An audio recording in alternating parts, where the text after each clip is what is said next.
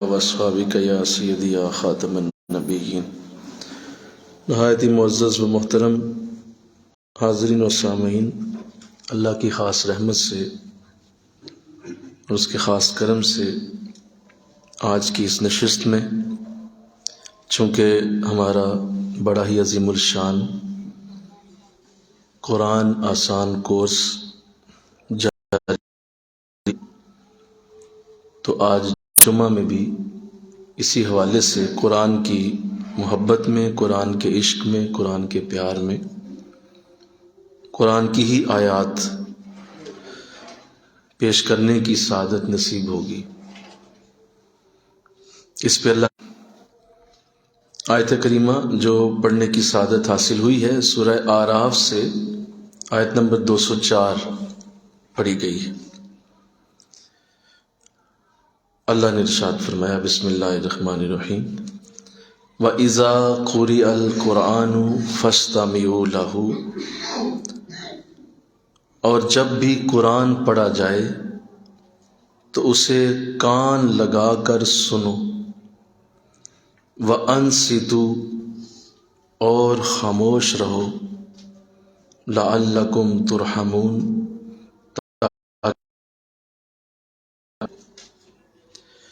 ایک اور آیت جو سورہ انفال میں آیت نمبر 2 ہے، اس میں اللہ فرماتا ہے، بسم اللہ الرحمن الرحیم، انما المؤمنون الذین اذا ذکر اللہ، بے شک ایمان والے وہی ہیں وعلی ربہم یتوکلون، اور وہ اپنے رب پر بھروسہ کرتے ہیں۔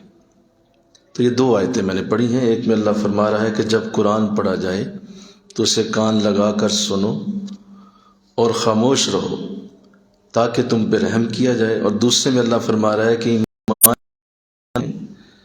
جب اللہ کو یاد کرتے ہیں تو ان کے دل ڈر جاتے ہیں، اور جب ان پر قرآن کی آیتیں پڑھی جاتی ہیں تو ان کے ایمان، جس کی جزم میں، جس کی پیش میں اللہ نے اتنی نور کی اور اتنی کرم کی حدیں رکھی ہیں کہ انسان اس تک پہنچنا ممکن نہیں ہے۔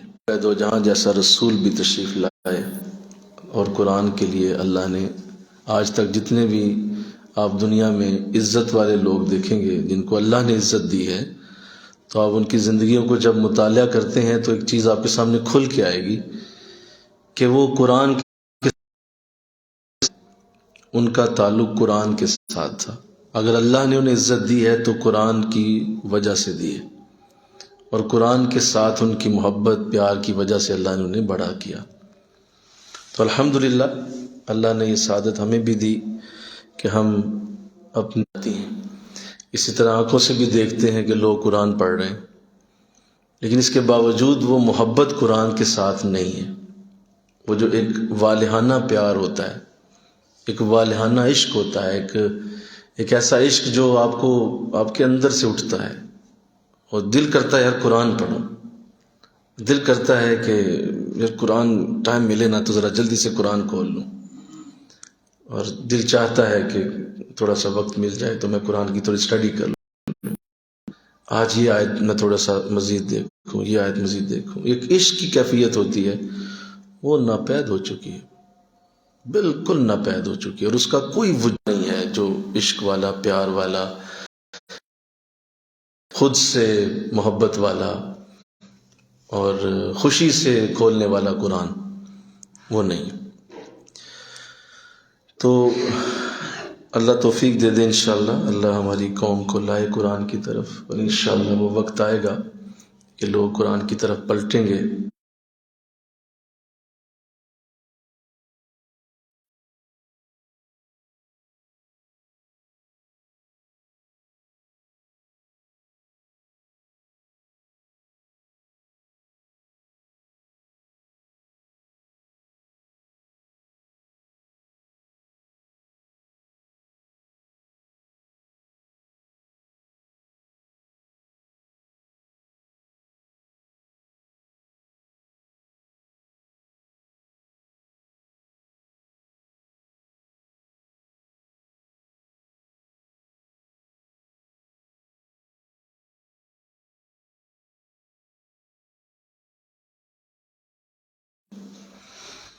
پھر اللہ نے قرآن کو ایک ایسا اعلیٰ کلام بنایا کہ اس کلام کو جب اتارا گیا تو آپ اندازہ کریں اس حدیث سے جو میں آپ کے سامنے پڑھنے لگا ہوں، آقا علیہ السلام ارشاد فرماتے ہیں کہ جب قرآن پڑھنے والے قرآن پڑھتے ہیں تو اللہ کی رحمتوں کے فرشتے اس مجلس میں تشریف لاتے ہیں، وہ فرشتے وہاں اترتے ہیں اور قرآن پڑھنے والوں کے قریب ہونا شروع ہو جاتے ہیں، قریب ہوتے ہیں، قریب ہوتے جاتے ہیں اور قریب ہوتے ہیں اور قریب ہوتے ہیں۔ ایسا اس لیے ہے کہ فرشتے جو ہیں وہ قرآن پڑھ نہیں سکتے، وہ صرف وہ پڑھ سکتے ہیں۔ صرف ایک فرشتہ ہے جسے قرآن پڑھنے کی اجازت دی گئی اور وہ حضرت جبرائیل علیہ السلام، اور یوں سمجھ لے کہ جیسے اس کے لبوں کا بوسہ دیتے ہیں، انہیں وہ اتنا پیارا لگتا ہے، انہیں وہ اتنا اچھا لگتا ہے کہ یہ قرآن پڑھ رہا ہے اور قرآن کے ساتھ اس کی محبت ہے، یہ قرآن کے الفاظ کو ادا کر رہا ہے، اتنا اچھا لگتا ہے۔ اور پھر وہ قرآن پڑھنے والے فرشتے جب اللہ کی بارگاہ میں حاضر ہوتے ہیں تو ان فرشتوں کا نور ہی علیحدہ ہوتا ہے، تو وہ فرشتے اللہ سے عرض کرتے ہیں مولا آج ہم تیرا قرآن پھر سن کے آئے، پھر تیرا قرآن سنا۔ تو اس قدر کرم ہے، فضل ہے پڑھنے والے پر کہ اس کے قریب فرشتے آتے ہیں، اس کی قربت اختیار کرتے ہیں، پاس آتے ہیں اس کے۔ تو جو مسلسل پڑھتا رہے، روزانہ پڑھے، تو اس کا مطلب روزانہ فرشتوں کے قریب رہے، روزانہ برکتوں کی رحمتوں کی اماجگاہ میں رہے، کتنے کرم اسے ملیں کہ وہ روزانہ قرآن کی تلاوت کرے۔ اللہ، تو جو کہ وہ جذبہ نہ رہا، وہ شوق نہ رہا، وہ ذوق نہ رہا، وہ قرآن کے ساتھ ایک والہانہ عشق، میں لفظ بول رہا ہوں والہانہ عشق، ایک ہوتا ہے مجبورانہ عشق، مجبورانہ عشق، وہ عشق نہیں ہوتا جو مجبورانہ ہو کہ اپنی کسی غرض کے لیے قرآن کھولا گیا، اپنے کسی جو ہے وہ کسی اپنی درد کے لیے قرآن کھل گیا، یا زیادہ سے زیادہ اصالِ ثواب کے لیے کھل گیا، کل کے لیے، دسووں کے لیے، 40ووں کے لیے۔ یار وہ بھی کہاں پڑھتے ہیں لوگ، بیٹھ کے بس ڈرامہ کر رہے ہوتے ہیں، چند ایک پڑھ رہے ہوتے ہیں، باقی چند ایک بس صفحے تھل رہے ہوتے ہیں، وہ تو کتنے پڑھنا ہے کسی۔ اور جو بیٹا جس کا باپ ہوتا ہے اس کو ٹائم کو نہیں پڑھنے کا، وہ بھی وہاں بیٹھ کے بس ایسی ادھر ادھر بس۔ تو جو قوم اپنے باپ کے ساتھ کلوں میں بھی دغا کرے، آپ اسے قرآن کے ساتھ کیسے مشغول رکھیں گے؟ دسووں میں بھی دغا کرے کہ یار باقی پڑھتے ہوں گے، کوئی نہیں پڑھتا تیرا پتر، یاد رکھ کوئی بھی نہیں پڑھتا، اس لیے کہ لوگوں کو قرآن کے ساتھ وہ والہانہ عشق ہے ہی نہیں، وہ والہانہ محبت نہیں ہے، اور جان بوجھ کے لیٹ کریں گے کہ اس وقت جائیں جب لوگ دعا میں شامل ہو جائیں تاکہ بیٹھ کے کہیں قرآن نہ پڑھنا پڑ جائے، جان بوجھ کے لیٹ کرتے جائیں گے، دیر سے جائیں گے کہ نہ ہی کھولنا پڑے، یار یہ نہیں مجھ سے ہوتا۔ تو یہ تو رویہ ہو تو پھر آپ کس طرح سے اندازہ لگائیں گے کہ معاملات کہاں تک خراب ہو چکے؟ تو اللہ توفیق دے دے۔ اس سے بڑا کوئی جہاد نہیں ہے کہ آپ لوگوں کو قرآن کی طرف پلٹا دیں، اس لیے کہ قرآن اصل میں اللہ کی حقیقت اور ذات ہے، اور اللہ کی طرف پلٹنے والا کبھی بھی اپنے کرم سے، اس کے فضل سے، اللہ کی رحمت سے محروم نہیں رہ سکتا۔ اسی لیے قرآن کو تو دیکھنا بھی ثواب رکھا گیا۔ آپ اس کی سینسٹیوٹی، نزاکت دیکھیے کہ نظر پڑے تو ثواب ہوتا ہے، کمال ہے۔ ابھی پڑھا تو نہیں، ابھی اس کو غور سے سمجھا تو نہیں، نظر پڑتے ہی ثواب، پڑھا تو بھی ثواب، ترجمہ پڑھا پھر ثواب، بیان کیا پھر ثواب۔ اس قدر اس کے ساتھ کرم جڑے ہوئے ہیں کہ آپ جو ہی اس کی طرف توجہ کریں تو ثواب۔ اللہ، حد ہو گئی۔ تو لہٰذا ایک عظیم کتاب، ایک اعلیٰ کلام ہمارے درمیان موجود ہے، اور ہم اس پہ اللہ کا شکر ادا کرتے ہیں کہ اس نے ہمیں اہل قرآن بنایا۔ ہماری امت قرآن والی امت، ہم اہل قرآن ہیں، ہم قرآن والے ہیں، ہمیں اللہ نے قرآن والی امت بنایا، قرآن والے لوگ ہم ہیں، ہمارا تعلق قرآن سے ہے۔ اتنی صحابہ کو محبت تھی، میں حضور کی حدیث پڑھ رہا تھا اور حضور کی سیرت میں سے ایک واقعہ، قرآن سے کتنا پیار تھا صحابہ کو۔ ایک بار ایسا ہوا کہ حضور کسی غزوے میں تشریف لے گئے، تو راستے میں وقت رات کا ہوا تو صحابہ کی ڈیوٹی لگائی گئی کہ بھائی تم نے پہرا دینا ہے اور باقی سب آرام کر لیں، سفر لمبا ہے۔ تو سارے سو گئے۔ وہ 2 صحابہ جن کی ڈیوٹی تھی ان میں سے ایک نے کہا کہ ایسا ہے کہ کوئی اتنا مسئلہ نہیں ہے، یہ علاقہ محفوظ ہی ہے، تو آپ ایسا کریں، آپ آرام کر لیں تو میں پہرا دیتا ہوں، اور جب مجھے لگا کہ تھکاوٹ ہوگی تو میں آپ کو جگا دوں گا، ہم دونوں کے جاگنے کی ضرورت نہیں ہے، تو آپ تسلی سے آرام کریں۔ اور دوسرے ساتھی نے کہا ٹھیک ہے، وہ بھی سو گئے۔ اب سارا لشکر سو رہا ہے، حضور الاسلام بھی، آپ بھی استراحت فرما ہیں، اور وہ صحابی جو ہیں وہ پہرا دے رہے ہیں۔ اب پہرا دیتے دیتے خیال آیا کہ اللہ خیر کرے، کوئی اتنا مسئلہ تو نہیں، اور دوسرا میں جھانک بھی رہا ہوں، پتہ چل جائے گا اگر کوئی ایسا مسئلہ ہوتا ہے تو کیوں نہ 2 نفل پڑھے جائیں اور آج سورہ کہف پڑھی جائے۔ ان میں سورہ کہف پڑھوں، آج بڑا دل چاہ رہا ہے۔ تو 2 نفلوں کی نیت کر کے کھڑے ہو گئے اور تلاوت شروع کر دی۔ پڑھتے پڑھتے پڑھتے دشمن طاق میں تھا، راستے میں تھا، اس نے بھی، وہ بھی آ گئے، انہوں نے دیکھا رات کا وقت ہے، لشکر سو رہا ہے، تو اب حملہ کرنے کی نیت پوری تھی ان کی، کہ دیکھا کہ کوئی شخص کھڑا ہے اور کچھ بول بھی رہا ہے، زبان سے کچھ ادا کر رہا ہے، آواز آ رہی ہے ہلکی ہلکی۔ تو اب اندھیرے کی وجہ سے وہ جج نہ کر پایا کہ یہ کون ہے اور یہ پڑھ کیا رہا ہے یا بول کیا رہا ہے، لگا کہ شاید کس سے بات کر رہا ہے۔ تو دشمن نے طاق سے ہو کر بڑے دھیان سے کہ اب اس کو میں تیر ماروں کہ کسی طریقے سے یہ ہلے اور ادھر سے ادھر جائے، تو تیر مارا۔ اب وہ کھڑے تھے، تلاوت فرما رہے تھے، تیر جو ہے وہ پنڈلی کے آر پار ہو گیا، آر پار ہو گیا، خون کا فوارہ چھوٹ پڑا، لیکن وہ ہلے نہیں، پڑھتے رہے۔ اب دشمن نے دیکھا کہ یہ لگتا ہے کہ کوئی اور ہی معاملہ ہے، مناسب نہیں اس وقت، وہ پلٹ گیا۔ اب یہ جو ہے وہ خون چھوٹ رہا ہے لیکن پڑھتے چلے جا رہے ہیں، پڑھتے چلے جا رہے ہیں، یہاں تک کہ سلام پھیرا اور ساتھی کو جگایا اور کہا یار یہ دیکھو۔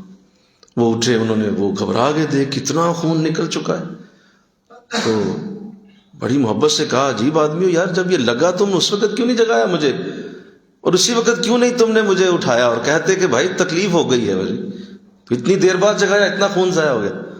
تو فرمایا یار سورہ کہف کا مزہ اتنا آ رہا تھا کہ دل نہیں چاہا کہ سورہ کہف کو ختم کیے بغیر میں سلام پھر، پہلے ختم کیا اسے اور پھر میں سلام پھر۔ کیا کن کو سنا رہا ہوں میں؟ تو کس قدر محبت تھی قرآن کے ساتھ کہ اس بلڈ کو نکلنے دیا، لیکن سورہ کہف پوری کی۔ اس کا مطلب یہ ہوا، سنیں میری بات، وہ مزہ اس تکلیف سے زیادہ تھا۔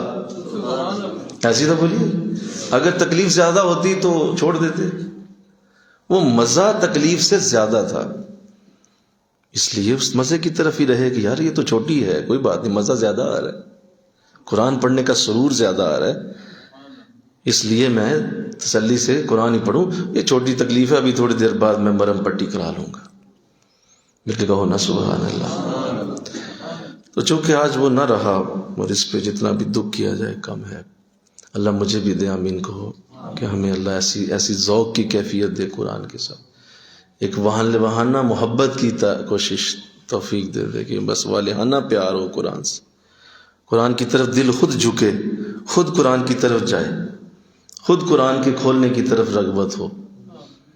اللہ، ایک اور صحابی رسول کی سن لیں، وہ بھی ایسے ہی، رات کا وقت تھا تو قرآن پڑھتے تھے، رات کے وقت میں قرآن پڑھنا یہ صحابہ کی بڑی خوبصورت عادت ہے، صحابہ راتوں کو قرآن پڑھتے تھے۔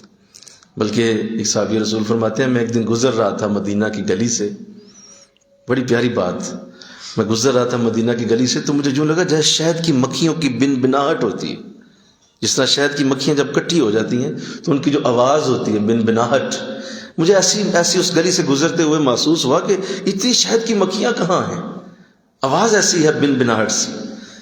کہتے میں تھوڑا سا کان لگائے تو ایک گھر میں تلاوت ہو رہی تھی، تھوڑا سا آگے کہ دوسرے گھر میں بھی تلاوت ہو رہی تھی، تیسرے گھر میں بھی ہو رہی تھی، چوتھے میں بھی ہو رہی تھی، اور ساری گلی کے اندر مکھیوں کی جیسی آواز، وہ قرآن کی تلاوت کی آواز۔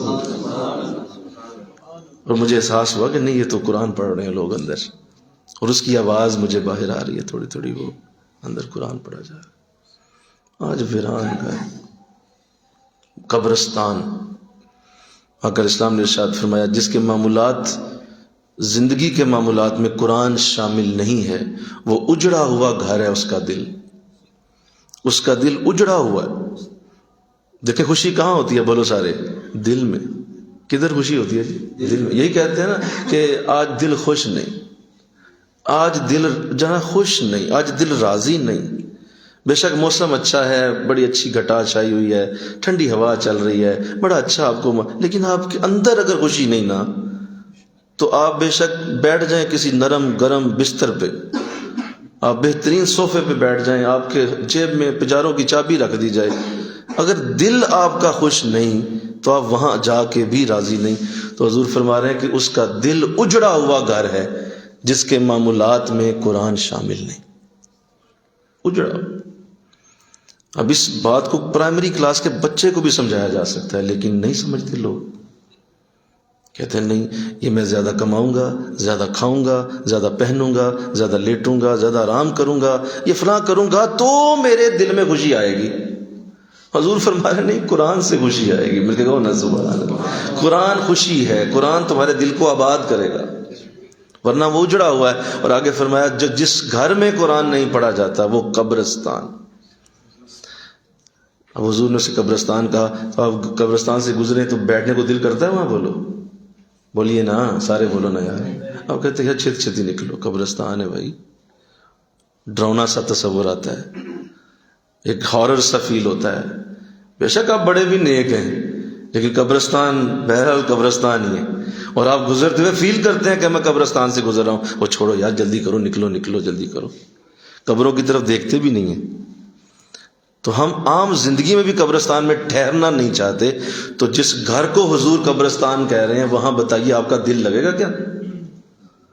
اس گھر کے بستر پہ سکون آئے گا؟ اس گھر کا ڈرائنگ روم اچھا لگے گا؟ اس گھر کا ٹی وی لان اچھا لگے گا؟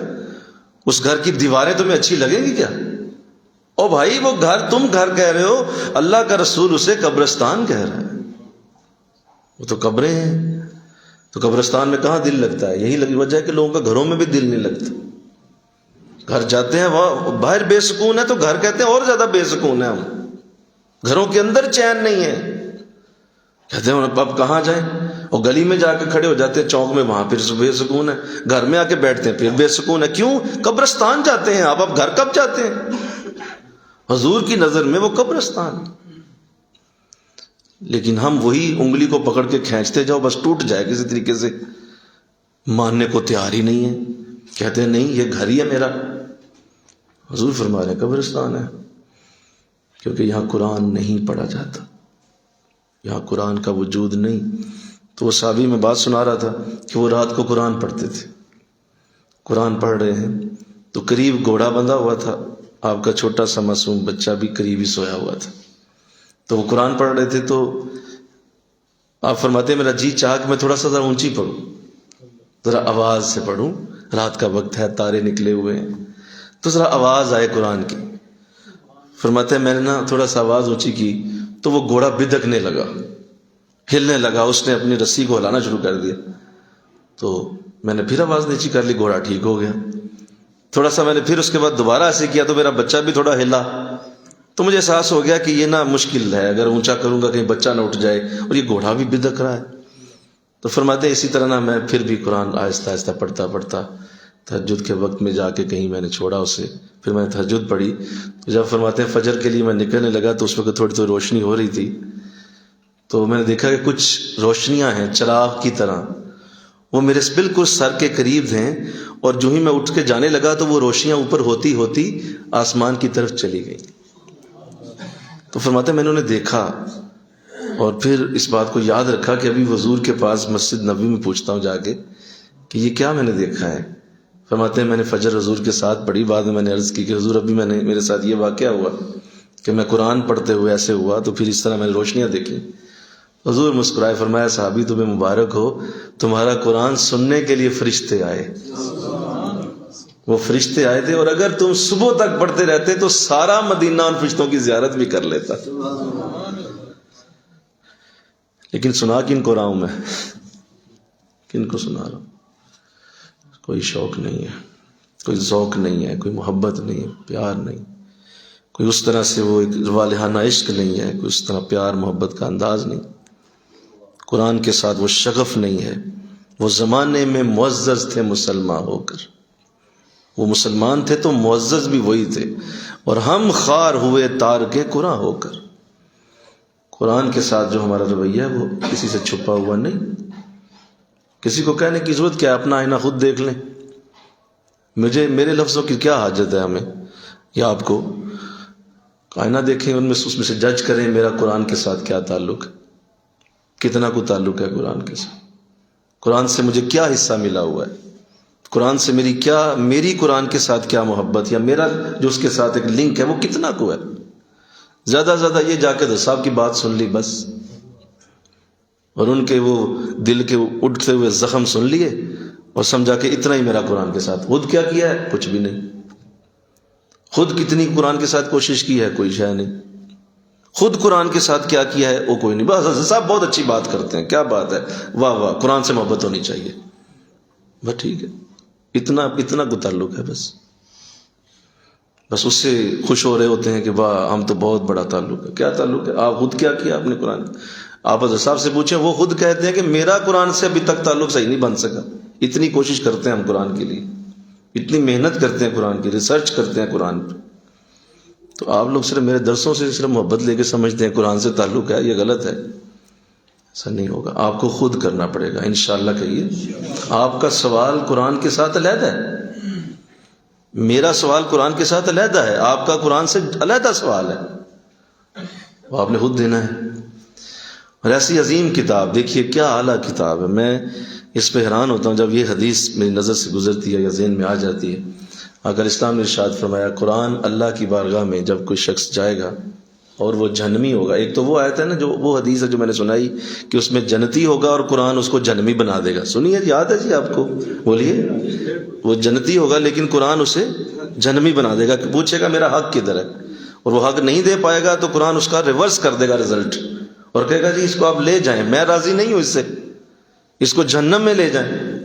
اب ایک دوسری حدیث جو حضور کی اسی ضمن میں ہے، آپ ارشاد فرماتے ہیں کہ ایک شخص جہنمی ہوگا تو اس کا جب نتیجہ نکل آئے گا، رزلٹ نکل آئے گا، نامہ اعمال اس کے ہاتھ میں دے دیا جائے گا، تو وہ جہنم کی طرف جانے سے پہلے قرآن اس کے لیے کھڑا ہو جائے گا، سفارشی بن کے قرآن آئے گا، اور وہ قرآن اس اللہ کی بارگاہ میں کہے گا مولا اس کا فیصلہ ہو چکا؟ کہا جی ہو چکا۔ کہا کیا فیصلہ؟ کہا جہنم۔ کہا نہیں، میں جہنم میں نہیں جانے دوں گا اسے، اس لیے کہ اس نے میرا حق ادا کیا ہوا ہے، اس نے میرے ساتھ پیار کیا ہوا ہے، میرے ساتھ محبت کی ہوئی ہے، میرے ساتھ اس کی خاص تعلق کی بنیاد بنی تھی دنیا میں، میرے ساتھ اس کا بڑا پیار تھا۔ مولا تیرا معاملہ تیرے ساتھ، اعمال کیسے تھے میں نہیں جانتا، میں اپنی بات کر رہا ہوں، میرے ساتھ پیار تھا، میرے ساتھ محبت تھی۔ جیسے وہاں بھی یہی بات یاد کریں ذرا، وہاں بھی وہ کہے گا کہ میں تو جنتی ہوں، تو وہاں کیا جواب دیا گیا تھا؟ وہاں بھی یہی کہا گیا تھا کہ وہ تیرا اور تیرے رب کا معاملہ ہے، تیرے اعمال اچھے تھے نہیں تھے یہ میں نہیں پوچھ رہا، تیرا میرے ساتھ تعلق ٹھیک نہیں تھا، لہذا میں نہیں جانے دوں گا۔ اس حدیث میں بھی یہی لفظ ہیں، اس کا تعلق مولا میرے ساتھ اچھا تھا، لہذا میں اسے جنت کا سفارش کرتا ہوں، اس کو جنت کی طرف لے جایا جائے۔ اچھا معاملہ تھوڑا سا آگے جائے گا، سنیے حدیث، وہ فرشتے آ جائیں گے، نامہ اعمال کھلے گا، کہا جی یہ بھی گناہ، یہ بھی گناہ، یہ بھی گناہ۔ اب سنیے میری بات، وہ ایسا وقت ہوگا تمہارا باپ بھی تمہارے قریب نہیں آئے گا، تمہارا بھائی بھی نہیں آئے گا، تمہاری ماں جو بہت پیار کرتی ہے آج دنیا میں، رو پڑتی ہے تجھے دیکھ کے دکھ میں، وہ بھی پاس نہیں پھٹکے گی، اور کوئی تیرے لیے جھگڑ نہیں سکے گا۔ قرآن وہاں جھگڑا شروع کر دے گا اس بندے کے لیے، مل کے کہو نا سبحان اللہ۔ لفظ ہے حدیث میں جھگڑا، جھگڑا کیسے ہوتا ہے بتاؤ گے ذرا؟ بولو نا، جھگڑا کیسے ہوتا ہے؟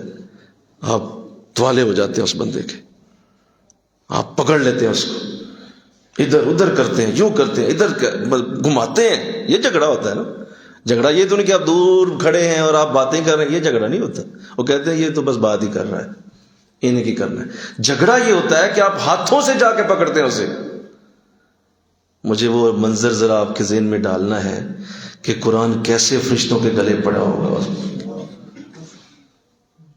بولو ذرا, کیسے, ذرا منظر لاؤ, وہ کیسے گلے پڑے گا فرشتوں کو. اور نہیں تجھے خبردار, تو جہنم کی وہ پکڑے گا, جہنم کی طرف کھینچنے کے لیے وہ قرآن پکڑ کے زور سے کھینچے گا, خبردار تو نے ہاتھ بھی لگایا. اور جھگڑا کسے کہتے ہیں, بولو نا یار, اور نہیں بولو نا, اور جھگڑا کسے کہتے ہیں. وہ دوسرا جہنم کی طرف لے جانے کے لیے کھینچے گا, اس کو پکڑ کے قرآن پھینک دے اور پیچھے ہٹ جا. اور کیا جھگڑا, جھگڑا ایسے ہی کہتے ہیں. حدیث میں ہے قرآن جھگڑا کرے گا اس کے لیے. خبردار اس کی طرف کسی نے ہاتھ بھی اٹھائی. یہاں تک کہ اللہ کی بارگاہ میں, مولا انہیں لے جا واپس, یہ تیرے فرشتے آ رہے ہیں. اس سے پہلے کہ میں مزید کوئی بات کر دوں, میری کوئی بات اور نہ ہو جائے, ان کو واپس بھیج دے. جواب آئے گا فرشتوں پیچھے ہو جاؤ, جیسے قرآن کہتا ہے ویسے ہی ہو رہے. یہ میرا کلام ہے, یہ میری عزت ہے, یہ میری برکت ہے. یہاں باپ کے لیے, ماں کے لیے مر تھا جاتے ہو, کبھی قرآن کے لیے بھی مرو. بچوں کے لیے ذلیل و خوار ہو رہے ہو, کبھی قرآن کے لیے بھی ذلیل ہو کے دیکھو. بیوی کے لیے مرتے جا رہے ہو, کبھی قرآن کے لیے بھی مرنے کی کوشش کرو. سفید بال ہو گئے تمہارے کمائیاں کر کر کے بچوں کے لیے, کبھی قرآن کے لیے بھی اٹھو, سفید بال کرو. کہتے نہیں یہ بڑے کام آئیں گے میرے, یہ میرے بچے, یہ میری ماں, یہ میری بہن, یہ میرا بھائی, یہ میری کوئی شے کام آ گئی تو بتانا, کوئی شے کڑی نہیں ہوگی. آج جن کے لیے تو کھپ رہا ہے, رو رہا ہے, پٹ رہا ہے, تیرے پسینے چھوٹ جاتے ہیں, جھوٹ بولتا ہے, دغا کرتا ہے, فساد کرتا ہے, میرے بچے, میری ماں, میرا گھر, کوئی شے کام, جس نے آنا ہے وہ جھگڑا کرے گا وہاں تیرے لیے. وہ جھگڑا کرے گا, وہ کھڑا ہو جائے گا, کہے گا میں تو ہوں نا تیرے لیے. بلکہ میں کیا عرض کروں, جو حدیث ہے ایک اور بھی, سورہ ملک جھگڑا کرے گی. بلکہ کہو نا سبحان اللہ. قرآن کی ایک سورت میں اتنی طاقت ہے, ایک سورت میں اتنی طاقت. سورہ ملک جھگڑا کرے گی اپنے پڑھنے والے کے لیے. سورہ ملک, تبارک الذی بیدہ الملک وہو علی کل شیء قدیر الذی خلق الموت والحیات لیبلوکم ایکم احسن عملا. سورہ ملک جھگڑا کرے گی, جسے کبھی جناب نے پڑھ کے ہی نہیں دیکھا, کبھی جناب نے کھولا ہی نہیں. سورہ ملک کس شے کا نام ہے, کس چیز کی وہ کیا صورت ہے, کیا کہتی ہے, کوئی پتہ ہی نہیں. اور وہ جھگڑا کرے, کس کے لیے کرے گی, تیرے لیے کرے گی کیا, تیرے لیے نہیں کرے گی. تو اس قدر حالات معاملات آگے جا چکے ہیں. اللہ ہمیں توفیق دے دے, آمین کہو. اور ان دو حدیثوں کی نزاکت کو سمجھیے. ان دونوں حدیثوں کی نزاکیت بہت بڑی, نازک حدیثیں ہیں, نازک کلام ہے یہ. لہٰذا اپنی زندگی میں قرآن قرآن قرآن قرآن انشاءاللہ کہو, انشاءاللہ کہو نا یار, قرآن کو لائیں اپنی زندگی میں, قرآن کو لائیں. قرآن کے لیے کوشش شروع کریں, قرآن کے لیے محنت کریں. بڑا آسان ہے, خدا کی قسم بڑا ہی آسان ہے. وَلَقَدْ يَسَّرْنَا الْقُرْآنَ, جس نے خود کہا ہم نے قرآن کو آسان بنایا. کوئی ہے فَهَلْ مِن مُدَّكِرْ, کوئی ہے جو اسے سمجھے. ہم نے بڑا آسان بنایا, اور واقعی بڑا آسان ہے. مطلب آپ ترجمہ اگر اس کا تھوڑا سا غور کریں تو ہم ایسے خوش نصیب ہیں کہ ایک طرف تو قرآن ہمارا ہے, اور دوسرا ہماری زبان بھی اردو ہے. اردو کے تقریباً 500 الفاظ ایسے ہیں جو عربی میں فریکوینٹ یوز ہوتے ہیں, مسلسل استعمال ہوتے ہیں. لہذا ہمیں زیادہ محنت نہیں کرنے کی. مثلا بدن, ہم اردو میں بولتے ہیں بدن, عربی میں بھی بدن ہی ہے. جسم, علم, قلم, یہ سارے اردو کے الفاظ ہیں, لیکن عربی میں بھی یہی لفظ ہیں. یعنی ہمارے بہت سارے الفاظ ایسے ہیں جو اردو میں بھی استعمال ہوتے ہیں, اور اسی طرح وہ عربی میں بھی ہیں. یعنی عربی اور اردو کا ریلیشن بہت قربت کا ہے, بہت آسانی سے سمجھ آتا ہے. چلو کوئی انگریز ہے, کوئی جاپنیز ہے, کوئی جرمن ہے, اس کو ڈائریکٹ عربی میں سمجھنے کے لیے بہت مشکل ہوتی ہے تھوڑا سا وہ, کیونکہ اس کا لنک ویسا ہے ہی نہیں. ہماری زبان بڑی آسان, اور فارسی اس سے بھی زیادہ قرآن کے قریب ہے. فارسی زیادہ قرآن کے قریب ہے. اور حضرت مجدد الفسانی رحمۃ اللہ علیہ کی زبان فارسی تھی, وہ زیادہ قریب ہے, جلدی قرآن کو سمجھنے کے لیے آسان ہے. اردو والے زیادہ قریب, اور بھی نزدیک ہیں، تو لہذا آسان ہے، کوئی مسئلہ نہیں ہے زیادہ۔ مثلا اگر آپ کچھ ایسے الفاظ ہیں جن کو اگر آپ قرآن میں ریگولر پڑھتے رہیں تو وہ مستعمل اتنے ہیں، قرآن میں جگہ جگہ آئے ہیں، تو آپ کو یوں ہی اندازہ ہو جائے گا۔ مثلا یا ایھا الذین آمنو، یہ 88 مرتبہ قرآن میں آیا ہے۔ اب اے ایمان والو، یا ایھا الذین آمنو بولو، سارے بولو نا، اے ایمان۔ اب جہاں یہ آئے گا آپ کا ترجمہ کلیئر ہے، آپ کو نیچے دیکھنے کی ضرورت ہی نہیں ہے، آپ کو فوراً یاد آ گیا یہ تو کہا جا رہا ہے اے ایمان والو، یا ایھا الذین آمنو۔ اور اتنی ہی بار یا ایھا الذین کفروا ہے، 88 مرتبہ ہی کافروا ہے، تو آپ کو فوراً اے کافرو فوراً یاد ہو جائے گا۔ تو کچھ ایسے الفاظ ہیں جو مسلسل آتے ہیں، جن کو آپ جب پڑھیں گے نا تو ان کو بار بار قرآن چونکہ ریپیٹ کرتا ہے تو آپ کو اس کے ترجمے میں جانے کی ضرورت نہیں ہوگی، بڑا آسان ہوگا، بڑی آسانی سے قرآن فہمی کی طرف آپ چلے جائیں گے۔ کوئی مشکل نہیں ہے، کوئی مشکل، ایک مہینہ بھی زیادہ ہے، اس سے بھی پہلے آپ قرآن کے ان الفاظ کو ایک وہ لے آئیں، ایک چھوٹا سا کتابچہ، اس میں سب کچھ لکھا ہے، روزانہ اس کو پڑھتے رہیں، ایک وقت آئے گا کہ آپ کو عربی خود ہی آنا شروع ہو جائے گی، کیونکہ قرآن کی زبان ہے، اللہ نے اسے سب کے لیے آسان بنایا ہوا ہے، بہت آسان۔ یہ معصوم بچہ سامنے بیٹھا ہے، یہ بھی کر سکتا ہے، اتنا آسان ہے یہ۔ لیکن چونکہ ہم ایسے نفس کے غلام پجاری لوگ ہیں، ہم نہیں وقت نکالیں گے، ہم نہیں ٹائم نکالیں گے، نہیں غور کریں گے، شکوے شکایتیں کرنے میں ہم سب سے بڑے، سب سے آگے، لیکن جہاں حل پڑا ہوا ہے اس کی طرف غور نہیں۔ تو بڑی آسانی سے آپ کر سکتے ہیں، انشاءاللہ کہہ دیجئے، جیسے لوگ ایم اے انگلش کرتے ہیں، اگر آپ کہتے ہیں کہ دوسری زبان میرے لیے مشکل ہے تو بتائیں، میں آپ کو مثالیں دے سکتا ہوں، تھاؤزنڈز آف اسٹوڈنٹس ہر سال ایم اے انگلش کرتے ہیں، اور ساتھ ساتھ وہ اپنے کام بھی کر رہے ہیں، گھر بھی چلا رہے ہیں، بیوی بچے بھی ہیں، سب کچھ ہو رہا ہے، جاب بھی کر رہے ہیں، ساتھ ساتھ کھا پی رہے ہیں، ساتھ ساتھ ایم اے انگلش بھی ہو رہا ہے، تو ایم اے انگلش کر بھی جاتے ہیں، نمبر بھی بڑے اچھے لے جاتے ہیں۔ اسی بندے سے پوچھا جائے کہ آپ عربی بھی جانتے ہیں، آپ کو عربی بھی آتی ہے، تو جس نے 6 مہینے ٹانگیں کھڑی کر کے ایک ٹانگ پہ کھڑے ہو کے ایم اے انگلش کیا ہوگا، وہ کہے گا جی نہیں عربی نہیں آتی، میں نہیں، مجھے عربی نہیں آتی۔ تو ہونا نہیں چاہیے جو ہو رہا ہے، بجلی آپ کی بند، آٹا آپ کا بند، حکمران آپ پہ ظالم، شدید ترین دکھ میں قوم مبتلا، ہر طرف سے زیادتیاں، ظلم، مہنگائی اس طرح سے کہ کمر توڑ دی لوگوں کی۔ کیوں؟ اس لیے کہ آپ کے اعمال کیا ہیں؟ کہہ رہے ہیں، اللہ کہہ رہا ہے میرے پاس حل ہے، آؤ بیٹھو، ہم قرآن کے ساتھ رحمت اتار دیں گے، لیکن جناب کہہ رہے ہیں کہ نہیں، ہم انگلش میں نے ایک ٹانگ پہ کھڑا ہو کے کیا ہے، عربی نہیں آتی مجھے، حالانکہ انگلش بالکل out of the way language ہے، اس کا اردو سے تعلق ہی کوئی نہیں، اردو کا کوئی لفظ اس کے ساتھ میچ نہیں کرتا، چند ایک کے سوا، 1 یا 2 ہیں، کوئی لفظ نہیں ملتا، اس میں آپ اتنے ماہر ہیں، اور قرآن کی عربی کا پتہ نہیں۔ تو انشاءاللہ کہہ دو، اللہ توفیق دے، یہ پیغام ہے جہاں تک پہنچے، ایک پیغام ہے، ایک میسج ہے، قرآن کے درد ہیں، قرآن کی تکلیف ہے، جہاں تک پہنچے انشاءاللہ۔ پھر قرآن کے جو مراکز ہوتے ہیں، قرآن کی جو جگہ ہوتے ہیں جہاں قرآن پڑھایا جاتا ہے، وہ بڑی برکت والی جگہ ہوتی ہیں، وہاں قرآن جب بیٹھ کے لوگ پڑھتے ہیں نا تو اس کا بڑا نور اترتا ہے، اور اس کی وجہ سے اس علاقے پہ بڑی رحمت ہوتی ہے جہاں قرآن پڑھنے والے موجود، کوئی مدرسہ ہو، کوئی ایسا مرکز ہو جہاں قرآن پڑھا اور پڑھایا جاتا ہے، وہ بڑی مبارک جگہ ہے، بڑی برکت والی جگہ ہے، بہت زیادہ۔ بلکہ میں جب ڈیٹیل میں گیا اس بات کے کہ کس قدر وہ برکت والی جگہ ہوتی ہے، تو اگر اسلام نے یہ جو فرمایا ہے ما بین بیتی و منبری روضۃ من ریاض الجنہ، میرے گھر کے اور میرے منبر کے درمیان کا حصہ ریاض الجنہ ہے، جنت کا باغ ہے۔ تو آپ غور کریں وہاں ہوتا کیا تھا، وہاں دن رات قرآن کی کلاس لگی رہتی تھی، وہ قرآن کی جگہ تھی، وہاں صحابہ بیٹھ کے قرآن پڑھتے تھے۔ حضور فرما رہے ہیں یہ وہ جگہ ہے جو جنت کا روضہ ہے، یہ ریاض الجنہ ہے، وہاں قرآن پڑھا جاتا۔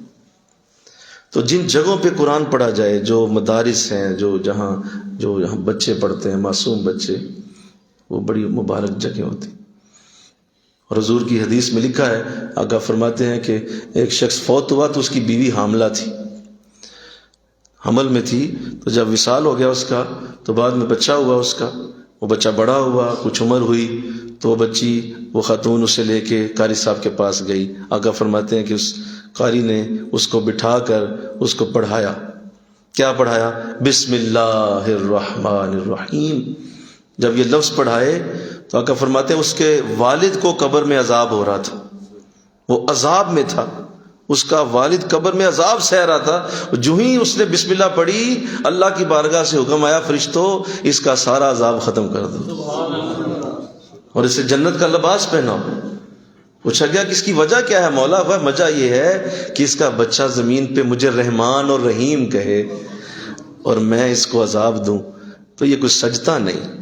اسی کا بیٹا رحمان اور رحیم کہے تو میں اس کے والد کو سزا کیسے دوں؟ اس قدر برکت ہے، اس قدر رحمت ہے کہ بچہ قرآن پڑھے، باپ کو برکت ملے۔ اپنے بچوں کو قرآن کی طرف راغب کرو، انشاءاللہ کہو قرآن کی طرف رغبت دلاؤ، انہیں قرآن کی طرف بار بار موٹیویٹ کرو، بچے قرآن پڑھ، بیٹا قرآن، اچھے قاری کی خدمت کرو، بہترین بچے کو پڑھانے کے لیے انتظام کرو، کوشش کرو وہ قرآن صحیح پڑھ لے، قرآن کے لیے محنت کرے تو کس قدر فائدہ ہے۔ پھر جو قرآن کو حفظ کرے، مل کے کہو نا سبحان اللہ، حافظ، حفظ قرآن کو یاد کر لے، قرآن کے الفاظ کو اپنے اندر اتار لے، یاد کر لے۔ سمجھنا سمجھانا کی تو میں بات بہت کر چکا، اب ذرا حفظ کی آئیں، ذرا یاد کر لے۔ آقا اسلام فرماتے ہیں جو یاد کرتا ہے تو اللہ بعض ایک حدیث میں 10 اشخاص ایسے اشخاص جو کنفرم دوزخی ہوں گے، اللہ اس حافظ کی شفاعت کی وجہ سے جنت عطا کرے گا۔ جنمی ہوں گے لیکن اللہ فرمائے گا نہیں، حافظ صاحب نے کہہ دیا لے جاؤ، تو 10 لوگوں کو جنتی بنائے گا ایک حافظ۔ اور ایک گھر کے افراد کتنے ہوتے ہیں ذرا غور کریں نا ذرا۔ ایک گھر کے افراد اگر آپ دادا دادی نانا نانی کو بھی شامل کر لیں، میاں بیوی، ٹھیک ہے چلو دادا دادی ہو گئے، میاں بیوی ہو گئے 4، اور اس طرح کے 5 یا 6 بچے ہوتے ہیں۔ عام طور پہ بہت کم لوگ ہوتے ہیں جن کے بچوں کی تعداد 6 سے زیادہ ہوتی ہے، کم ہوتی، زیادہ تر 3 4 6 کے اندر ہی ہوتے ہیں۔ تو بزرگوں نے ایک محتاط اندازہ لگایا، یہ جو حدیث میں 10 کا لفظ آیا ہے یہ پورے خاندان کے لیے آیا ہے، پورے گھر کو جنت میں لے جائے گا۔ باپ بھی گیا پیچھے، ماں بھی گئی، بہن بھائی بھی چلے گئے، ایک حافظ پورے گھر کے لیے جنت کا سبب بنے گا۔ تو کتنی برکت ہے۔ اور فرمایا کہ جو عالم ہوتا ہے، عالم دیکھیں آپ کی جو گھر ہوتے ہیں، آپ کی جو اس کے بعد خاندان ہوتا ہے آپ کا، اس کے لیے تقریباً 40 گھروں کا لفظ بولا گیا ہے، یعنی ایک خاندان تقریباً 40 گھروں پہ مشتمل ہوتا ہے، چچے بابے تائے پھوپھیاں، ان کو اب سب کو ذرا شامل کریں تو محتاط اندازہ لگا کے، ویسے تو بہت لمبی برادری بھی ہو سکتی ہے لیکن محتاط اندازہ جو لگایا گیا ہے وہ 40 گھر ہیں۔ تو 40 گھروں میں اگر 10 لوگ بھی ہوں تو 400 لوگ بولو۔ اب عالم دین کی بات سنو، آقا فرماتے ہیں ایک عالم دین جو قرآن کا عالم ہوگا وہ 400 لوگوں کو جہنم سے بچا سکتا ہے، پوری برادری جنت میں لے جائے گا، چاچے تائے بھی، پاپو پے مامے سب گئے اس کے ساتھ۔ قرآن کا عالم 400 لوگوں کو جہنم سے بچا لے گا، اور قرآن کا حافظ 10 لوگوں کو، بعض میں 70 لوگوں کو۔ تو کتنی برکت ہے، کتنی رحمت ہے، کتنا فضل ہے قرآن کے حفظ کے اندر۔ لہذا نیت کرو کہ اپنی اولاد میں سے کسی ایک کو ضرور حفظ کراؤ گے انشاءاللہ، حفظ کی طرف لاؤ گے، کسی ایک کو عالم دین عالم قرآن بناؤ گے کہ یہ میرا بچہ قرآن کا علم لے لا، یہ میرا بچہ حفظ کرے گا، حفظ کی۔ اور پھر یہ بھی ہوتا ہے بڑا اہم مسئلہ آپ کے سامنے رکھنے لگا ہوں، پچھلے دنوں یہ پیش آیا تھا، رجی چاہا میں ڈسکس کروں کہ مطلب حفظ ایک بچہ کر رہا ہے نا گھر میں، تو یہ ضروری نہیں ہے کہ سارے لوگ ہی اس کے ساتھ محبت کرتے ہیں، یہ بھی بڑا مسئلہ ہے۔ مثلاً گھر میں ایک بچہ حفظ کر رہا ہے تو باپ ہو سکتا ہے کہ یہ کیا آپ نے میرے بچے کو مولوی بنا دیا، ماں کہہ رہی ہے نہیں میں نے حفظ کرانا ہے، میں نے ہر صورت کرانا ہے، میرا بچہ حفظ ہو کرے گا، باپ خلاف ہے، وہ کہتا ہے میں نے نہیں کرانا، لیکن ماں نے زور زبردستی سے ایسا کروا لیا اور وہ حفظ کی طرف چلا گیا۔ اب باپ جب تانے میں نے بھی مار رہا ہے، کیا تم نے بچے کو ڈال دیا، کیا تم، میں نے سنا ہے خود، کیا تم نے بچے کو پھینک دیا ادھر مولویوں کے پاس، کیا تم نے بچے کو جو ہے وہ اس طرح کے انداز بنا.